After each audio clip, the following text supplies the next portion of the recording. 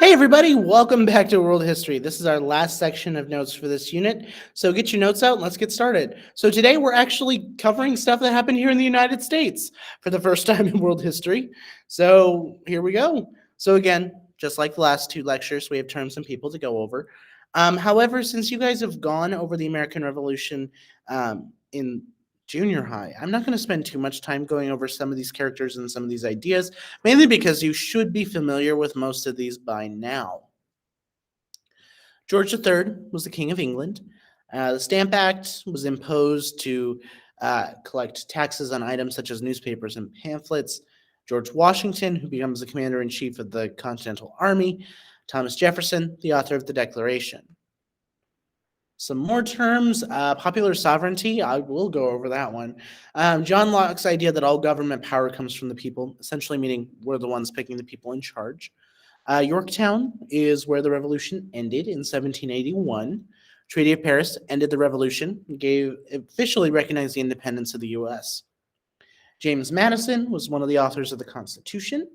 Benjamin Franklin, who I would assume you all are familiar with, was very much a modern Renaissance man of the time and a framer of the Constitution. And a federal republic. Now, this is a government in which the power is divided between the federal government and the states. So, our essential question today, how did the ideas of the Enlightenment lead to the independence and founding of the U.S.?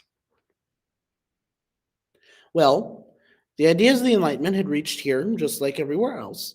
And the leaders of the U.S. Revolution were profoundly influenced by these ideas and used them to create the structure of the government of the United States. So most of this should be a review for you guys. By the 1700s, Britain was a global power, had greater ability to trade due to its location in colonies, and imposed fewer restrictions on trade than other nations. It won a lot of previous European conflicts, held a monopoly of the slave trade in Spanish America, and England took control of Ireland in the 1600s, and it joined with Scotland and Wales in 1707 to create the United Kingdom of Great Britain, aka the United Kingdom, which is what it's referred to today. So, George III began a 60-year reign as king in 1760. Although enlightened, George's goal for his reign was to reassert royal power. He wanted to end Whig domination. That was the majority political party in Parliament at the time. Choose his own ministers, dissolve the cabinet system, and make Parliament follow his will. Essentially, go back on most of those ideas that had been established in the Magna Carta that we talked about back in Unit 4. Now, it's important to note there was a string of prosperous British colonies stretched up and down the eastern coast of North America. Now, these colonies were home to diverse religious and ethnic groups. There was a lot of social distinctions were very blurred in the colonies than in Europe, and it was a lot freer in terms of political discussions to be had. Now, these colonial cities that in North America linked the British to the West Indies, aka like Cuba, that general region, Africa, and Europe. Now, if you look at this map, a little bit of geography, for the most part, this is still accurate to today, what the state lines look like. They didn't overly expand beyond that, with the exception of this right here. Yes, that's right, folks. Maine was originally Massachusetts. Part of it, anyway. So, wars in Europe and the Americas had drained the British treasury. And if there's one thing you know, wars cost money. And he expected the colonists to help pay for these wars. So each year there was a new tax being imposed. The Sugar Act was created to import taxes, especially on things like sugar and molasses. The Stamp Act, which I introduced to you a little bit ago, imposed taxes on newspapers and pamphlets. Those would be repealed in 1766. Actually, each one of these would survive about a year before they decided to get rid of it because people weren't paying.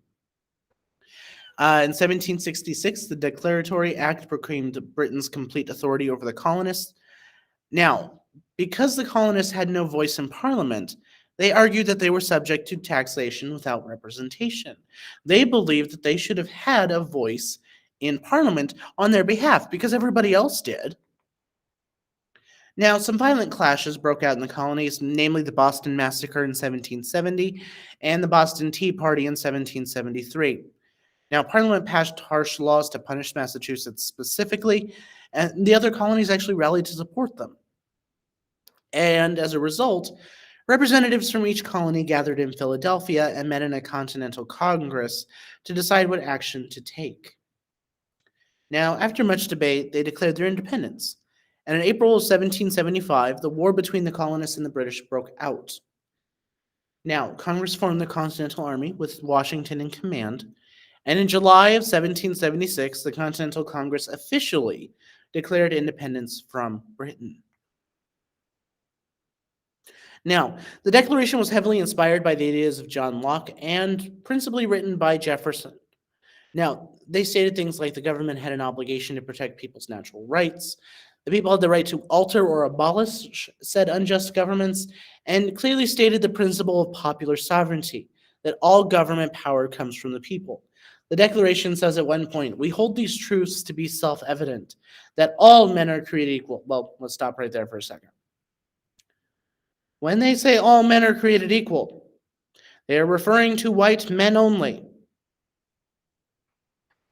They are endowed by their Creator with certain inalienable rights, that among these are life, liberty, and the pursuit of happiness. So at the beginning of the war, the odds were not in our favor. We had very few military resources, little money to pay our troops, and no plan. The British, however, had a huge fleet, a massive army of well-trained soldiers, and greater resources. Now, we used the few advantages that we had. Familiar terrain. We were fighting on our home turf. We knew every hill and cranny and creek in the countryside.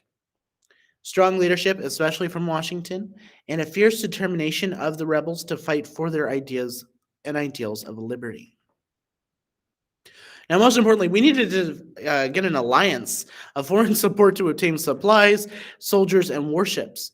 Now, after the victory at the Battle of Saratoga in 1777, the French were persuaded to join the U.S. against the British. Once the French joined the American side, Spain and the Netherlands followed. Now, it wasn't necessarily because they wanted to support the Americans. They hated the British so much that they were willing to support them because they wanted to see the British lose. So, in 1781, the French fleet blockaded the Chesapeake Bay and defeated the British at Yorktown, Virginia. The war was ended in 1783 with the signing of Treaty of Paris, and Britain finally recognized the independence of the U.S. That being said, though, from what history tells us, they come back in 1812 and try to invade us again. Now, the first Constitution of the United States was known as the Articles of Confederation. And when I say it was a very weak thing, it was. The federal government had no ability to collect taxes. Each state only had one vote. There was no Supreme Court, no president. It was just Congress. And it was just one house. There was no House of Representatives and Senate. It was just one House of Congress. Now, on the verge of economic collapse, this led to the creation of a constitutional convention in 1787 with the initial purpose of revising the Articles of Confederation to make them work.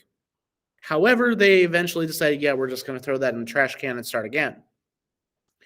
People such as Washington, James Madison, and Benjamin Franklin, among others, all gathered to redraft the articles of a new constitution, the one we have today. Now, the Constitution created a federal republic with power divided between the national government and the states. Now, government was a social contract with a system of checks and balances. The president and legislature were to be elected, and there was a separation of powers among the legislative, executive, and judicial branches. Now, with federal republics, we also have to talk about an idea known as federalism. Now, the best way I can describe this, and I don't have my little marker board, otherwise I would draw an image for you, is think of it as like a layered cake. And each layer represents a different section of who has authority within the government. Your bottom layer being your local government. Think like your mayor, city council, parks department. Your second layer is your state governments. Then your third layer, the top layer, is the federal government.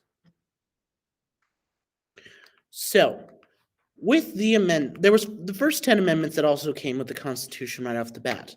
These are known as the Bill of Rights. They stated that citizens had basic rights that the government were required to protect, and among them were the freedoms of religion, speech, and the press, which are all in the First Amendment, the right to bear arms, which is the Second Amendment, and the right to due process of law, which I believe is the Sixth Amendment. Now, adopted in 1789, the Constitution became a symbol of freedom to European and Latin American reformers. When I say there are so many revolutions inspired by the US one, the amount that I could tell you would surprise you. Now, this led to revolutions to come in France in the same year, and Latin America and much of Europe in the 1800s. We'll actually talk about the French Revolution next unit. And that is it for notes for today. So your assignment is there's a shag packet on the stamp back that you're going to do. So make sure you turn your notes in as well. I'll see you all next time. Bye, everyone.